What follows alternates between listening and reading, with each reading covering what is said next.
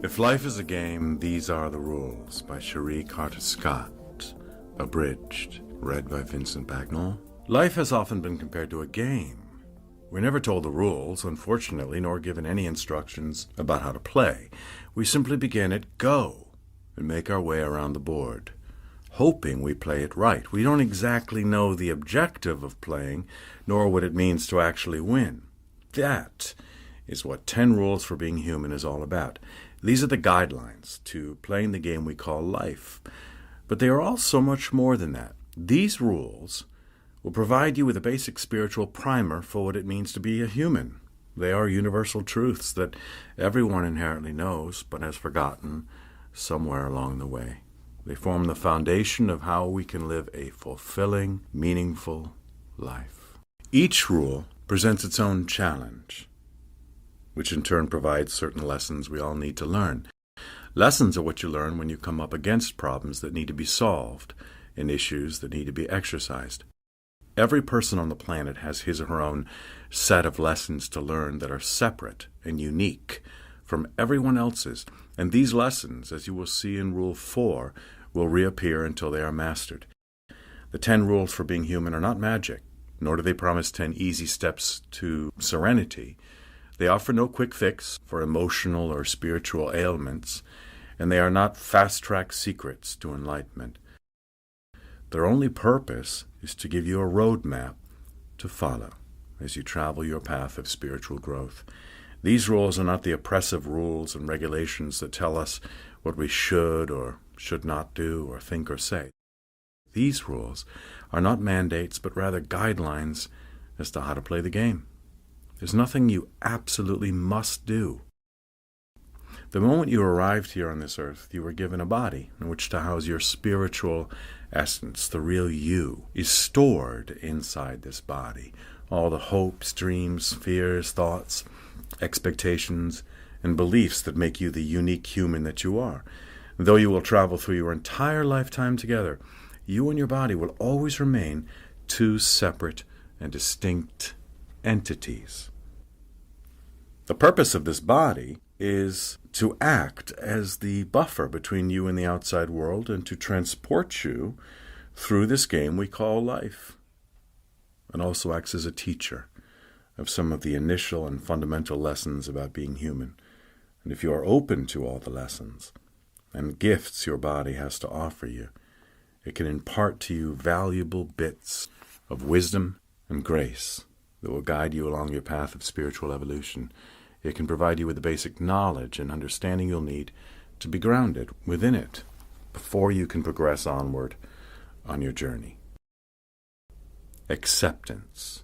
If you are one of the rare and fortunate people who already experience your body as perfect exactly as it is, with all its foibles and strengths, then you have already embraced the lesson of acceptance and can fast forward to the next lesson. However, if any small part of you believes that you would be happier if you were thinner, taller, larger, firmer, blonder, stronger, or some other physical alteration you think would magically transform your life for the better, then you might want to spend some time learning about the value of true acceptance. Acceptance is the act of embracing what life presents to you with a good attitude. Our bodies are among the most willing and wise teachers of this lesson. Unless you spend a large percentage of your time engaged in out-of-body experiences, your body shows up wherever you are. It can be like an ever-present benevolent guide or a lifelong cross you bear. The decision is yours based on how well you learn this lesson. For many people, their body is the target for their harshest judgments and the barometer by which they measure their self-worth. They hold themselves up to an unattainable standard and berate themselves for coming up short of perfection. And since your physical shape is the form in which you show up in the world, it is very often the way you define yourself, and often the way others define you. The way you view your body is directly related to how close you are to learning the lesson of acceptance. Self-esteem. Self-esteem is feeling worthy and able to meet life's challenges. It is as essential as the air we breathe and just as intangible. It comes from the depths of our core. Yet it is reflected in every single outward action we take, grand or small, It is the essence from which we measure our worth and the most important building block in the foundation of our psyches. If self-esteem is a lesson that you need to learn, you will be tested over and over until you feel confident about who you are and understand and believe in your intrinsic value. Your body may provide you with enough opportunities to work on this lesson throughout your entire lifetime. Your body may teach you the lesson of self-esteem by testing your willingness to view yourself as worthy, regardless of what you look like or how your body performs. A friend of mine is a public speaker who has had 2 major accidents in his life. First, a motorcycle accident set 90% of his body on fire, and then several years later, a small plane crash broke his back and put him in a wheelchair for the rest of his life. Through many years of hard inner work, he came to realize that in spite of his circumstances, he could live a fulfilled life as long as he approached it with the right attitude. Rather than dwelling on all the things he cannot do, he now focuses on those things he can do. His life's work is to inspire audiences with his lecture called "It's Not What Happens to You, It's What You Do About It." He demonstrates on a daily basis that he is able to meet life's challenges and that he is worthy of happiness despite severe physical shortcomings. The process of building self-esteem is threefold. The first step is to identify what stands in your way. By acknowledging the limiting belief that you have about yourself, you can then move to the second step, to search your soul for a deeper core connection with who you really are. The third step is to take action, whether that means valuing yourself just as you are or making a positive change. Respect. To respect your body means to hold it in high regard and honor it. Respect is treating your body with the same care you would give any other valuable and irreplaceable object. Learning to respect your body is vital. When you respect your body, you are in partnership with it. You become grounded in your physical body and able to benefit from all it has to offer you. Respect carries reciprocal energy. Your body will honor you when you honor it. Treat your body as a structure worthy of respect, and it will respond in kind. Abuse or ignore it, and it will break down in various ways until you learn the lesson of respect. I know a man named Gordon who views his body as a sacred temple. Besides keeping it extraordinarily fit through regular exercise and sports, he maintains excellent health by always caring for it diligently. He eats only healthy foods, would never dream of going out in the cold improperly dressed, and generally treats his body as a valuable treasure. As a result of all the love he gives it, his body never fails him. He's almost always at optimum performance. His body is his beloved partner and ready to do whatever he needs it to do. Of course, each person's body is different. It could be considered a big stretch for anyone else to maintain the level of attentiveness Gordon gives his body. Every person's body has a specific formula that works for it. It is your responsibility to become acquainted with your body's individual requirements. No one diet works for everyone, nor does anyone's sleep or exercise regimen. True respect comes from learning what your body needs to run at optimum performance and then making the commitment to honoring those needs. Pleasure. Pleasure is the physical manifestation of joy. Your body teaches you pleasure through your 5 senses. When you indulge in any spontaneous behavior or physical sensation that unlocks the joy stored within you, you create space in your consciousness for pleasure. Your body can be one of the greatest sources of pleasure when you open your 5 senses fully and experience the physical wonder of being alive. Pleasure can come in the form of sight, like when you see a magnificent sunset, or taste, like when you eat a favorite food. It can come as a glorious musical sound or the soft touch of a lover. The only secret to learning the lesson of pleasure is to make time and space for it in your life. How much pleasure will you allow yourself?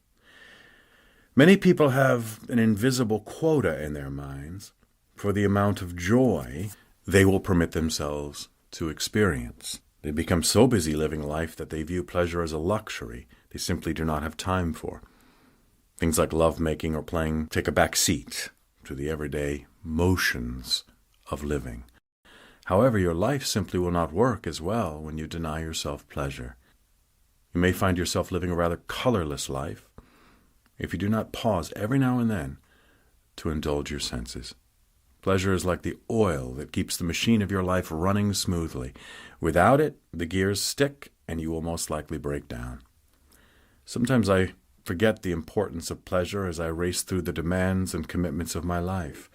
I forego a day at the beach with my husband in order to finish a project, or I cancel my appointment for a massage so I can take care of errands. Inevitably, I begin to feel irritable and tense, which is a signal to me that I need to slow down and let in a little joy. Rule 2. You will be presented with lessons.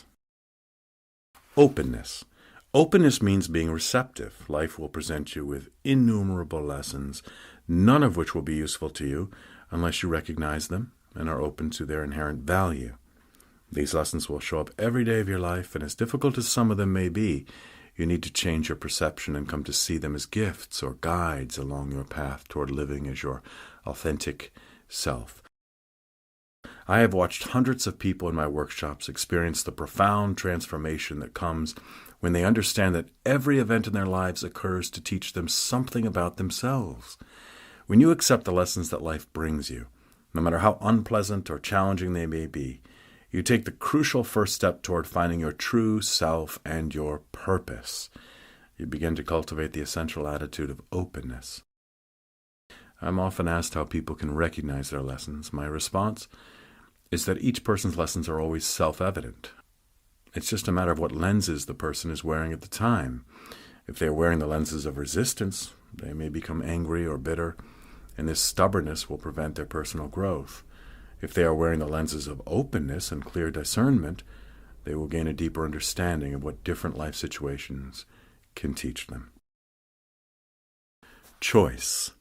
Choice is the exploration of desire and then the selection of action.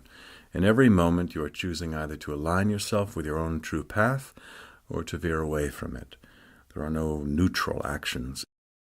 Even the smallest gesture has a direction to it, leading you closer to your path or farther away from it, whether you realize it or not. Pure actions, like spending time with a beloved friend, bring you into alignment, whereas false ones, such as spending time with someone you really don't like but to whom you feel obligated, alienate you from your truth. Every choice carries weight. Though used synonymously, choice and decision are not the same thing. Decisions are made in your mind, whereas choices are made in your gut. Decisions come from the rational, reasonable weighing of the circumstances. Choices come from your essence and an attunement with your higher self. Fairness. Our sense of fairness is the expectation of equity, the assumption that all things are equal and that justice will always prevail. Life is not, in fact, fair, and you may indeed have a more difficult life path than others around you, deserved or not. Everyone's circumstances are unique, and everyone needs to handle his or her own circumstances differently. As you work toward aligning yourself with your own individual truth, you will be required to move out of the complaining phase of "it's not fair." If you want to move toward serenity, focusing on the unfairness of circumstances keeps you comparing yourself with others rather than appreciating your own special uniqueness. You miss out on learning your individual lessons by distracting yourself with feelings of bitterness and resentment.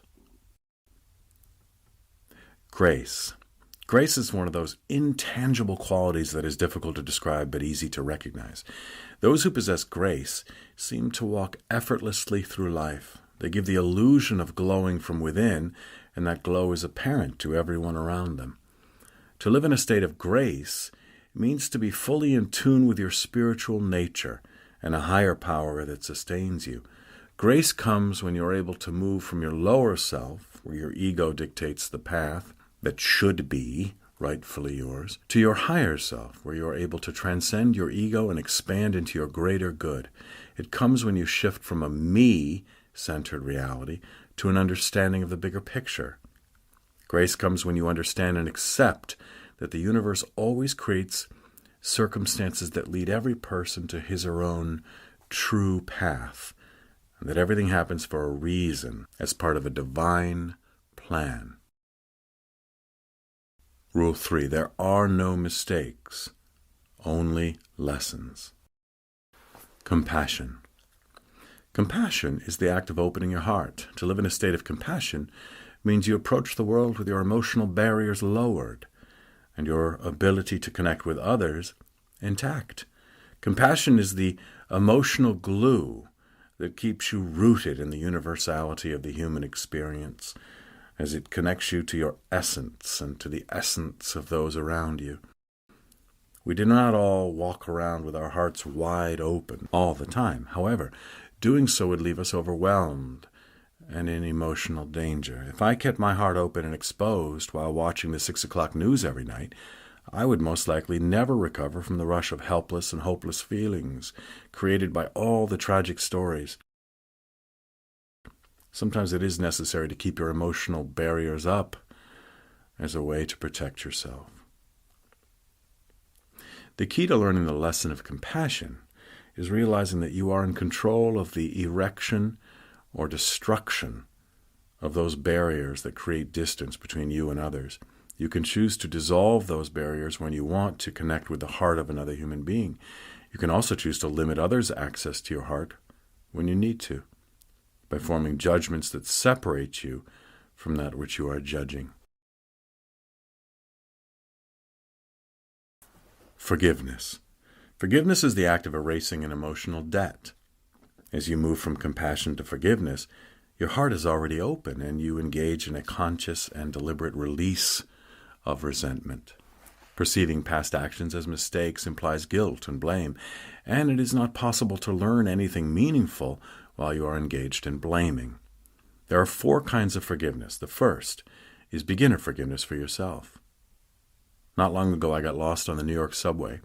I was late for a meeting with a friend, causing her to wait for me in the freezing rain for nearly an hour. I felt absolutely terrible and was on the verge of beating myself up when I boarded yet another train to try to reach my destination. I finally realized that I was doing the very best I could under the circumstances. I remembered the value of extending compassion toward myself and made amends by sincerely apologizing when I reached my friend, and I then released the situation. The second kind of forgiveness is beginner forgiveness for another.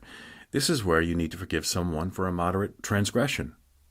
For instance, my friend who had to wait for me in the rain could have been really upset and held a grudge, but instead of harboring resentment, she graciously accepted my apology, and we repaired the temporary rift.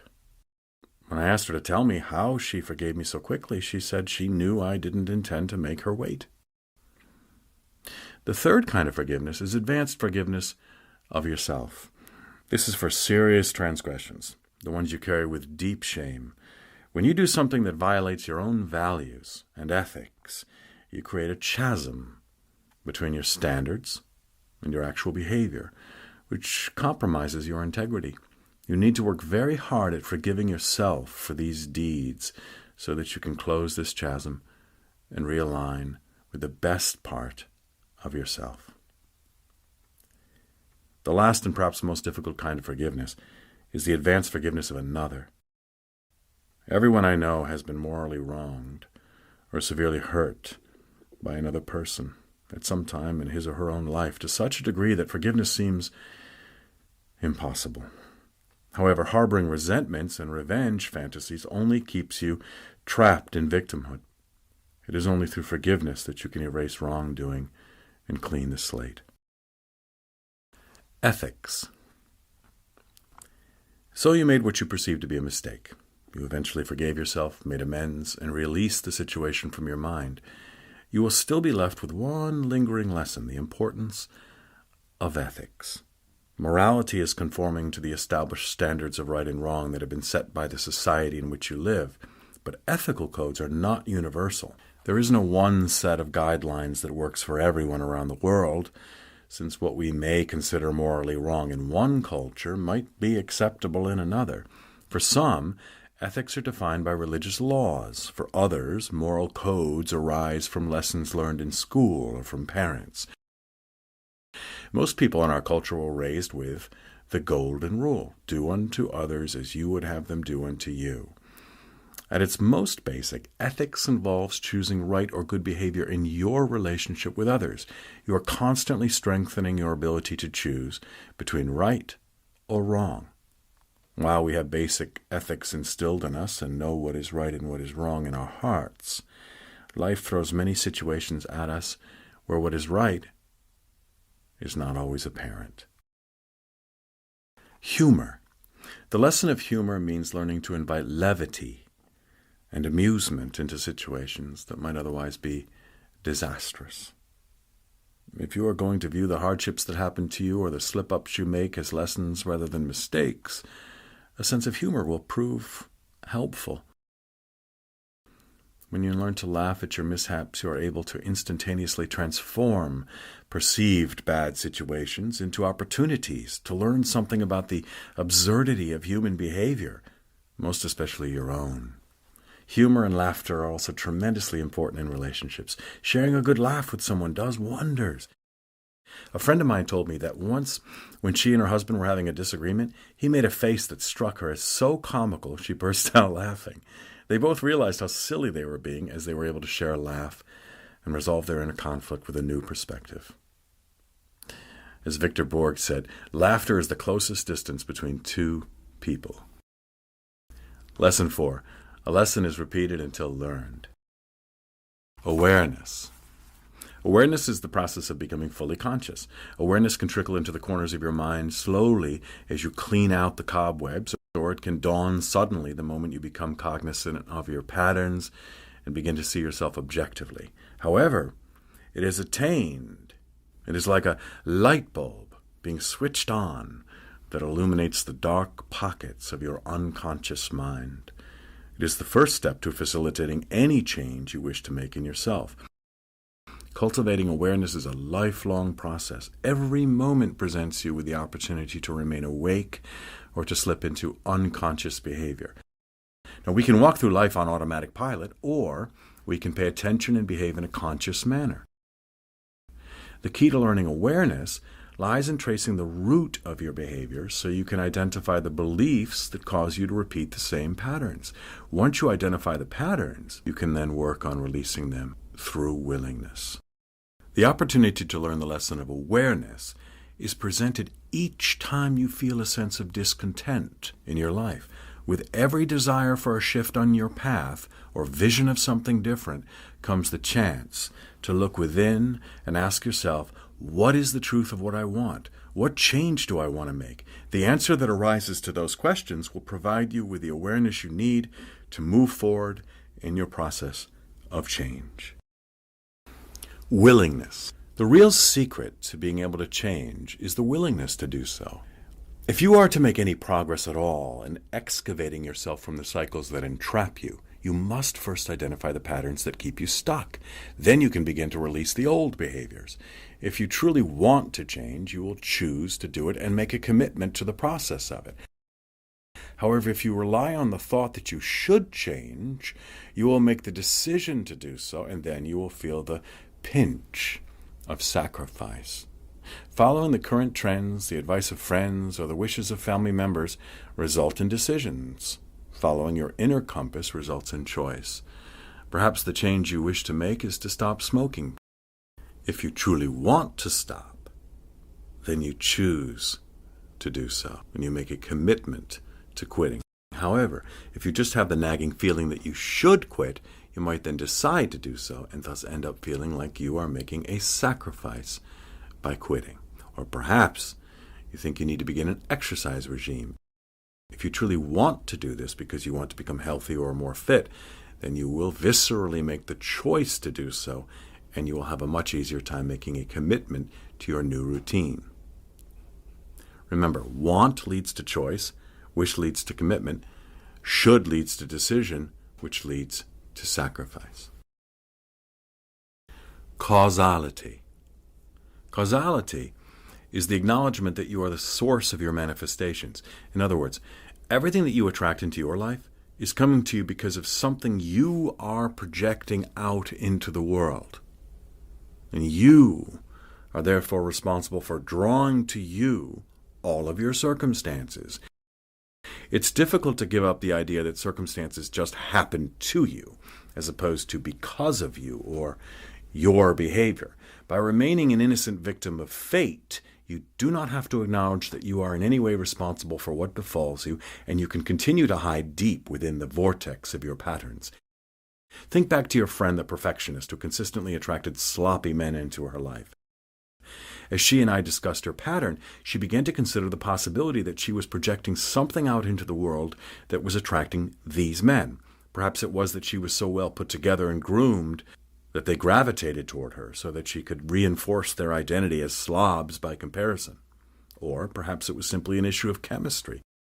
Regardless of what energy it was that drew these men into her life, she ultimately needed to own up to the fact that she was the cause of her circumstances. Patience. Patience is the display of tolerance while awaiting an outcome. You are presented with the lesson of patience the moment you try to create a change within yourself. You expect immediate results and are often disappointed when your first few attempts to follow through fall short. When people who try to lose weight cheat on their diets, they get very frustrated with themselves for not being able to stay with their new eating regime and berate themselves for not changing their patterns. As you already know, change is rarely easy, and you need to exercise gentleness and patience with yourself as you work your way through this process. Growth can be a slow, painstaking process, and patience will provide you with the stamina you need to become the person you want to be. Rule 5. Learning does not end. Surrender. Surrender is the transcendence of ego and the release of control. When you surrender to your lessons that arise, you allow yourself to flow with the rhythm of life rather than struggling against it. The key to coming to peace with your role as a perpetual student lies in surrendering to what is rather than trying to create what you envision should be.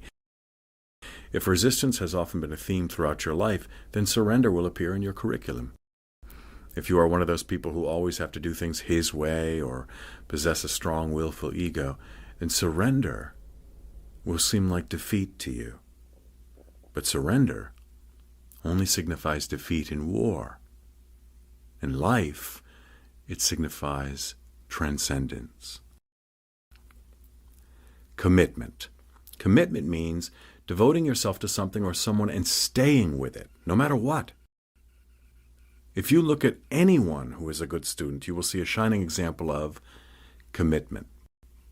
He or she is fully devoted to his or her course of study and commits to it all the time and energy that is needed to excel.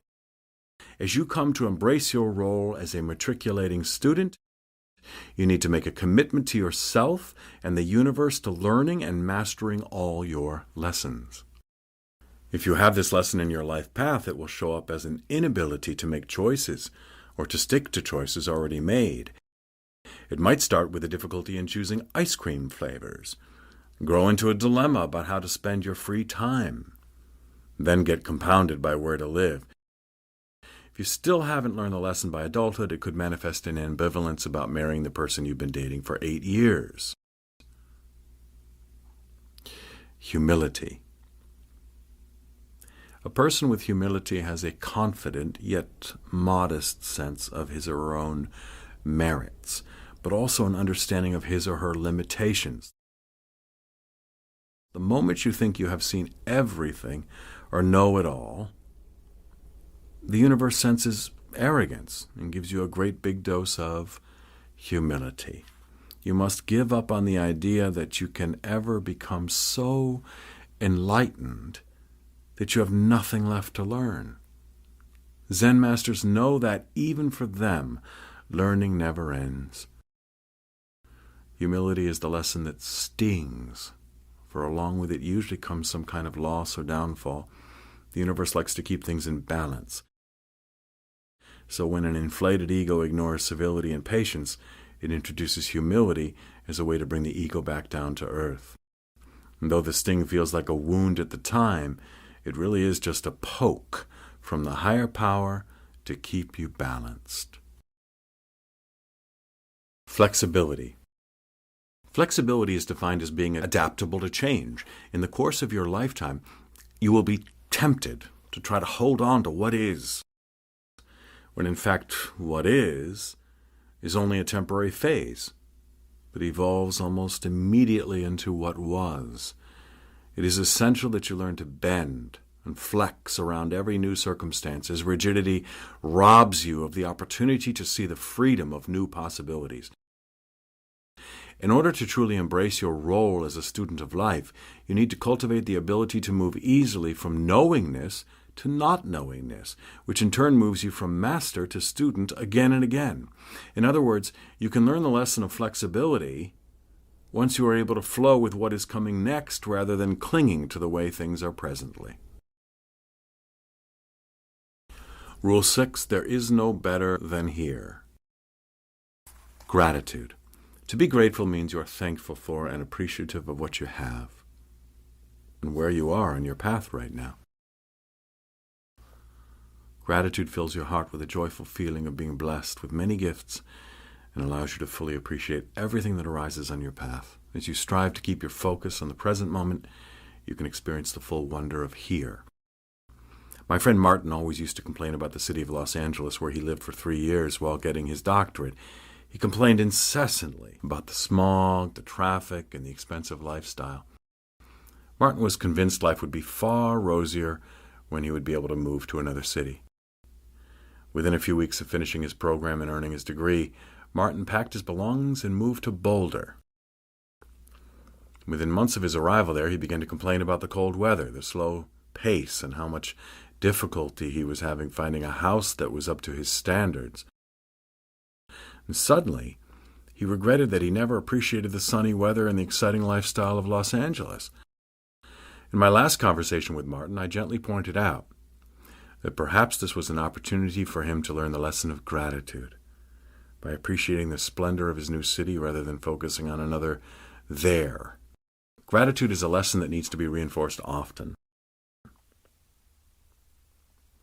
Unattachment. Unattachment is the release of need or expectation associated with a specific outcome. For most people, this is one of life's most difficult lessons to learn. We become attached to the way we envision something working out and struggle to make circumstances bend to our desires. Life, however, has its own agenda, and we are destined to suffer unless we give up our attachment to things working out exactly as we would like. We learn unattachment when we are able to release our belief that there is any better than here. Unattachment is one of the cornerstones of Buddhism. For centuries, Buddhists have taught that one of the major causes of unhappiness is desire. Desire for a person, for material things, for money or status. These desires create our attachments. We become attached to a person, attached to money, our new car, or our status as a senior vice president. Ultimately, these attachments are fleeting. We spend a lot of our time and energy in pursuit of them, and they prevent us from paying attention to the really important things in life. Feeling desire assumes a sense of dissatisfaction and brings about suffering.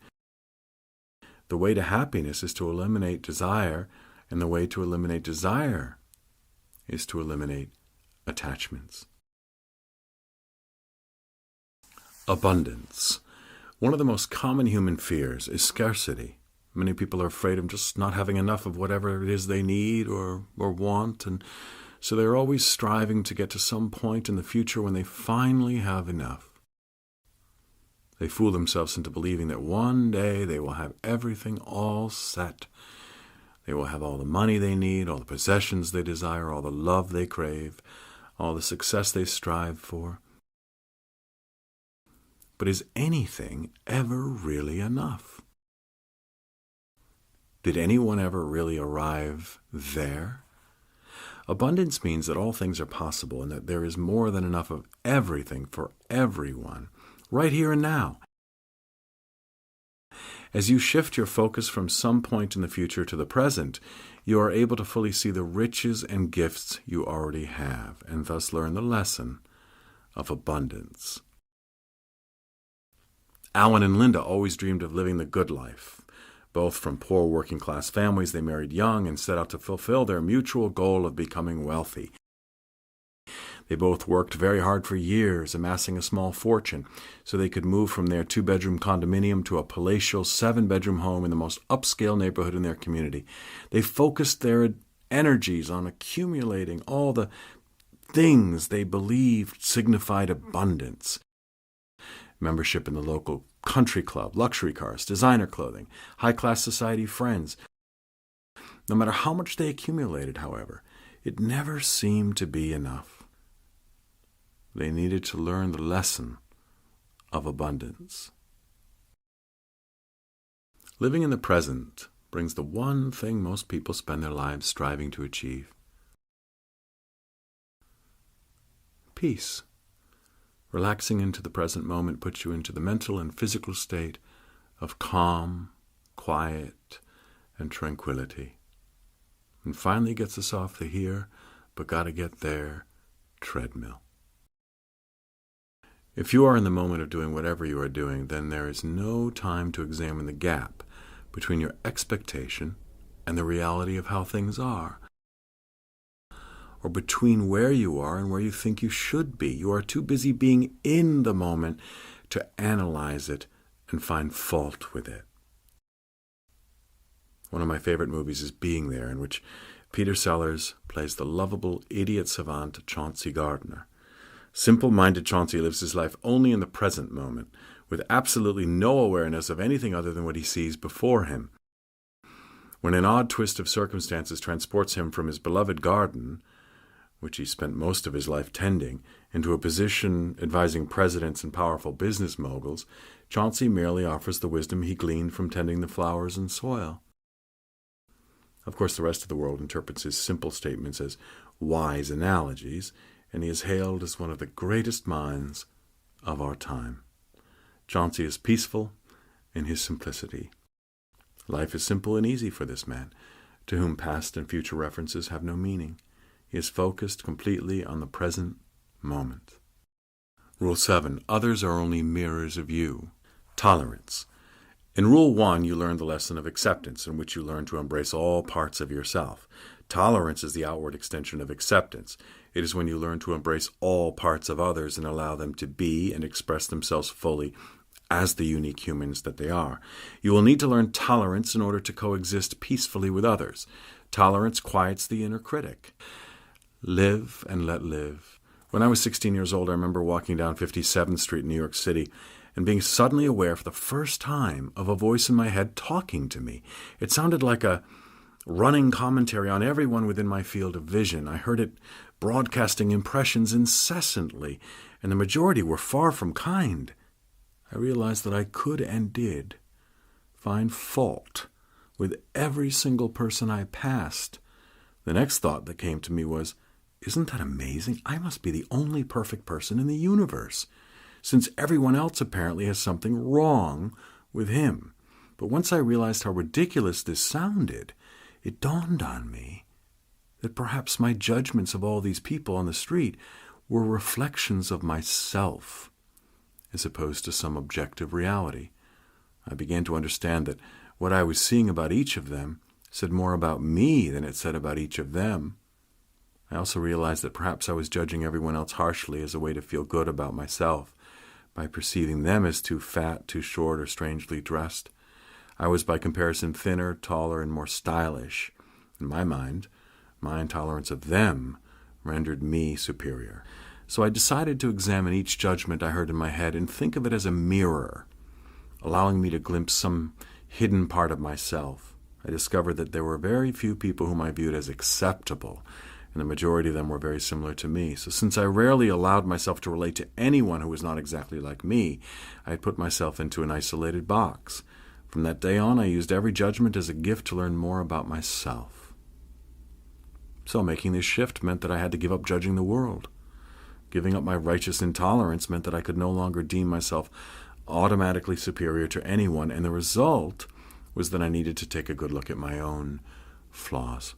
Clarity. Clarity is the state of seeing clearly. You achieve clarity in those moments of startling insight when you are able to shift your perspective by viewing a situation in a new light. I like to think of clarity as the result of applying Windex to your soul. As you begin to view others as mirrors of yourself, it is as if you move into a new reality in which you experience life with astonishing crystal vision. You learn the lesson of clarity in the exact moments that you accomplish this perspective shift. I achieved a moment of clarity that day when I was 16, when I suddenly tuned in to the running commentator voice inside my head. I saw a woman named Elaine learn clarity the moment she realized that all her anger directed at her disorganized husband was really anger at herself for embodying that very same quality. Healing. Healing is restoration to a state of wholeness and well-being. While healing is generally thought of in physical terms, it is no less essential in the emotional and spiritual realm. Healing is a lifelong process that endeavors to unearth the issues clouding your soul and to repair the metaphorical holes in your heart. All people have healing as a required lesson at some point in their lives, and even those who appear to have perfect lives, devoid of issues, will not be able to bypass this lesson. Life presents too many obstacles and tests for anyone to sail through completely unscathed. Unfortunately, we live in a culture that is tuned into the importance of healing. So a wide range of resources are available. Whatever method you choose is irrelevant. What is important is that you take the time to nurture yourself toward wholeness. Support. Support is holding up from underneath. You support someone when you willingly step forward to strengthen, energize, and help her through a challenging time. Yet the great irony is that when you support others, you are also in fact supporting yourself. When you withhold support from others, it is usually an indicator that you are also withholding support from yourself. When I train people to become facilitators of my workshops, the primary thing I teach them is to be aware of how much their support of the individual workshop participants mirrors their own issues. If a facilitator is having difficulty supporting a participant who is expressing rage, it is a good sign that he or she is not supporting his or her own tolerance of or personal tendency toward rage. If the facilitator cannot support someone developing her sense of inner power, then it is the facilitator's own rejection of his or her own inner power that is getting in the way. This is not unlike the training of psychoanalysts, in which they use their own reactions to patients as mirrors in which the patients can view themselves. Rule 8, what you make of your life is up to you. Responsibility. To take responsibility means you admit your accountability and acknowledge your influence and role in the circumstances in which you find yourself. It means you are answerable for your behavior and you fully accept any consequences created by your actions. Responsibility is not blame, however. And understanding the difference between the two is crucial to learning this lesson. Blame is associated with fault, whereas responsibility denotes authorship. Blame carries guilt and negative feelings. Responsibility brings relief of not having to dodge the full truth anymore and releases that guilt. Blame implies fault. Responsibility implies ownership. Blame is stagnant. Responsibility propels you forward and onward to your greater good. Release. Release is simply the act of letting go. In every situation, you can either take responsibility and attempt to cause things to happen, or you can let go. Neither option is better or worse. Every situation is different, and only you will know what is the right thing to do in each case. There are times when you will need to take responsibility for the progression of a relationship, and times you will need to just let go and walk away. Just as there are times you need to fight with your boss for what you believe, and other times when you need to release the situation to save your energy for more important battles. You learn the lesson of release when you begin to choose it as a conscious act, rather than a passive means to hide from responsibility. Courage. Courage is finding the inner strength and bravery required when confronting danger, difficulty, or opposition. Courage is the energy current behind all great actions and the spark that ignites the initial baby steps of growth. It resides deep within each of us, ready to be accessed in those moments when you need to forge ahead or break through seemingly insurmountable barriers. It is the intangible force that propels you forward on your journey. It takes courage to embrace the idea that what you make of your life is up to you and to actually do what you need to do. You can learn how to access your courage by digging down deep inside and tapping into whatever spiritual connection sustains you. What inspires you to action? Well, for some it is a belief in a higher power. For some it can be meditation or inspiring music, and for others perhaps great literature or spiritual passages. Regardless of what your connection is to the divine source, cultivate it well, for you will need to call upon it in those moments when you require courage. Power. Power means demonstrating your ability to manifest reality. Within each of us lies a power center, and we learn to call upon this power as we set out to design our lives according to our will. Power is a natural state of being. It is a force to which we are all entitled and to which we all have unlimited access. It's not necessary to search for your inner power, since it is already within you. It is something you were given the moment you were born, and essential to your survival is the ability to breathe. Your power is what propels you forward day after day, what sustains you in dark moments, what gives you the ability to do whatever you feel driven to do. It glows within you like a light beamed outward into the world as needed. Adventure. Your life has the potential to be a wondrous journey filled with exciting moments and astonishing experiences. It can be a thrilling ride if you are open to exploring all that is available to you. Adventure is the result of your willingness to live life with a spirit of enthusiasm. An adventure is an experience that takes you beyond your comfort level. Adventures are what make your blood race and your heart beat with anticipation as you expand beyond your perceived limitations as a human. They expand your horizons and take you into new and exciting worlds. When you feel the aliveness of experimenting with new options and taking risks, you learn the value of adventure in your life. Rule 9. Your answers lie inside of you. Listening. Listening is actively focusing on what messages you are receiving, both verbally and non-verbally. Nowhere is the lesson of listening more important than when it comes to your inner knowing. What good is such divine knowledge if you don't tune in and hear it? You will learn the lesson of listening when you tune into the messages your spiritual DNA is sending you and to what you know is right for you. There's an old joke about a religious man who had an unshakable faith in God. He prayed every day, and he felt that if anything ever happened, the Lord would be there to take care of him. And one day, it started to rain. The man's village flooded, and everyone hurried to escape. Some people came driving by his house in a car, urging him to come with them to safety. His reply was, "The Lord will save me." The rain continued to fall until the water rose so high that the man needed to go up to the second floor of his house to stay dry. A boat came by, and the people on it urged him to climb aboard and go with them to safety. Again he responded, "Thank you kindly, but the Lord will save me." The man soon needed to go up on the roof in order to avoid the rapidly rising water. A helicopter flew by, and the pilot shouted down, "I'll toss you a line down there and we'll hoist you up." For a third time the man refused. "Bless you," he said to the pilot, "but the Lord will save me. Any minute you'll see the Lord will do something and I will be saved." Within minutes the water level rose, washing the man out to sea where he drowned. He went to heaven, and when the Lord was reviewing the new arrivals, he was surprised to see the religious man. "You're not supposed to be here," said the Lord. "It's not your time. What are you doing here?" The man said to the Lord, "I believed in you. I believed that you would save me. I waited and waited, and you never came. What happened?" The Lord replied, "I sent you a car, a boat, and a helicopter. What more do you want?" The point is that we need to listen closely to hear our messages, as they do not always sound or look the way we think they will. You need to be tuned in to pick up their frequency, or else you might miss some important clues being generated from your spiritual center. Trust. Once you learn to listen to your messages, you then move to the next deeper level of growth, trusting those messages. You learn the lesson of trust when you take a leap of faith and believe that your inner knowing is guiding you toward your greater good.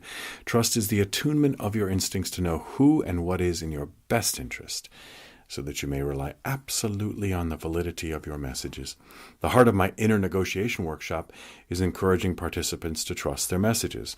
Very often this creates fear in them, as they cannot comprehend that it is safe within the confines of the workshop to act upon and trust whatever message they're receiving. So once they relax into it and trust, however, incredible things happen. I've seen a normally reserved corporate banker wailing away on an electric guitar. I've watched Sari, a model from New York, trust her message that she needed to let out a howl right then and there, even though she had no idea why. Howl she did, and loudly. By trusting that message, Sari got in touch with a long-lost need within her to be out in nature. She kept her job in New York, but now makes sure to spend adequate time out in the woods where she feels connected and centered. Inspiration. Inspiration is the moment in which the spirit within is accessed and revealed. Inspiration dawns when something in your outer world sparks a flame within you and calls forth a message. It arrives to remind you that all your answers lie inside of you, and that you alone are the wisest wizard in your kingdom. It is often easy to miss those moments until you learn to truly hear the inner ding and give it the space to emerge into your consciousness.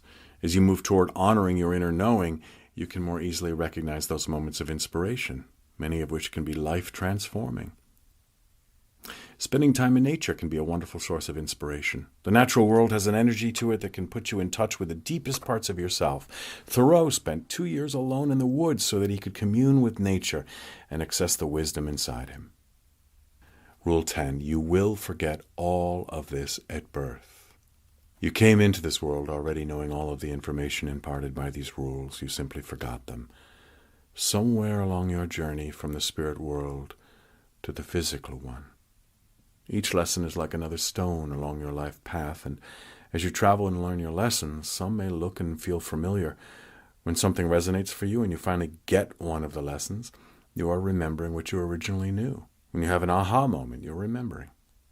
When you are still and at peace, you are remembering. Some call it planets aligning, some call it feeling at one with God. Still others call it serenity. Call it what you want, but know it is a moment of remembering.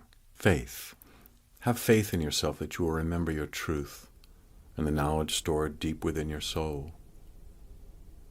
There may be moments in which you cannot see your way clear to your truth, moments of darkness and uncertainty. Life can be difficult, and there may be times when you cannot make sense out of it or stay afloat. These are the moments that require faith. Faith is the lone candle in the darkness, when you feel jettisoned out into space, and the invisible net that lies beneath you when you feel as though you may stumble. It is what carries you through those patches of temporary amnesia. Faith is simply believing, without any tangible proof, that although the truth may seem eclipsed at times, it does not disappear forever. It simply lies dormant inside you until you reconnect with your innate wisdom. A way to keep your faith alive is through touchstones. In your enlightened moments, collect things that connect you to your source. They can be symbols or objects or bits of writing or quotes, anything that brings you back to the place within you that is connected to the universal spirit. In your moments of forgetting, surround yourself with them to remind you of who you are and what you are capable of. Wisdom. The ultimate destination of your life path is wisdom. Wisdom is the highest and deepest degree of knowledge, insight, and understanding. It provides you with the broadest perspective on life, its purpose, and the lessons you learn throughout your lifetime. When you find your wisdom, you are living in the light. Wisdom is not a state to be achieved, but rather a state to be recalled. You arrived on this planet fully equipped with the boundless wisdom inherent in all humans. You only need to access that place within you that connects you to the infinite divine source in order to remember it. You are every bit as wise as the Buddha, Aristotle, or Confucius. They have simply accessed places inside themselves where perhaps you have not yet journeyed. Wisdom is not intelligence. It has nothing to do with the level of your IQ or how well you did in school. Rather, wisdom is the highest level of emotional, spiritual, and mental evolution at which you value intuition as much as information, willingness as much as ability, and inspiration as much as knowledge. It is where you synergize your deepest understanding with your everyday actions. Limitlessness. The final lesson you must learn as you embrace the 10 rules for being human is limitlessness. For that will keep you traveling along your path long after you finish hearing this book. Limitlessness is the sense that there are no boundaries to what you can become or do. You learn it when you become that your evolution is never ending and your potential for growth reaches to infinity. You were born knowing your limitlessness. As you grew and became socialized in this world, however, you might have come to believe that there are boundaries that prevent you from reaching the highest levels of spiritual, emotional, or mental evolution. However, boundaries exist only in your mind. When you are able to transcend them, you learn the lesson of limitlessness. The reason there is no end to the levels you can reach is because you already have infinite potential within you. Your challenge in this lifetime is simply to uncover that potential by peeling back the layers and remembering this essential truth. There's nothing you cannot do, be, or have. All is within your reach. Know your limits, not so that you can honor them, but so that you can smash them to pieces and reach for magnificence. Your time here on earth is brief. Time passes and things change. You have options and choices in which to make your wishes, dreams, and goals become reality. When you ask yourself, why am I here, or why is this happening to me, or what is it all about, turn to your spiritual primer. Ask yourself, what is the lesson? If you hear a defensive reaction using the words never or always in your response, you haven't yet learned the lesson. Next, go a little deeper and ask, what is there for me to learn from this experience? Each time you view your circumstances as possessing value, regardless of the apparent confusion or hardship, you grow. Your personal evolution will depend on how readily you embrace your lessons and integrate them into your life. Remind yourself that you are here to learn lessons. Be present with your process. Pay attention to what you're experiencing. Be diligent with actions which enable you to get the lessons presented to you. Ask for answers and you shall receive them. Listen with an open heart. Explore all options. See your judgment as a mirror. View each crisis as an opportunity. Trust yourself. Believe in yourself. Look within yourself to your higher self for guidance on all your choices. Extend compassion to yourself. Remember, there are no mistakes, only lessons. Love yourself, trust your choices, and everything is possible.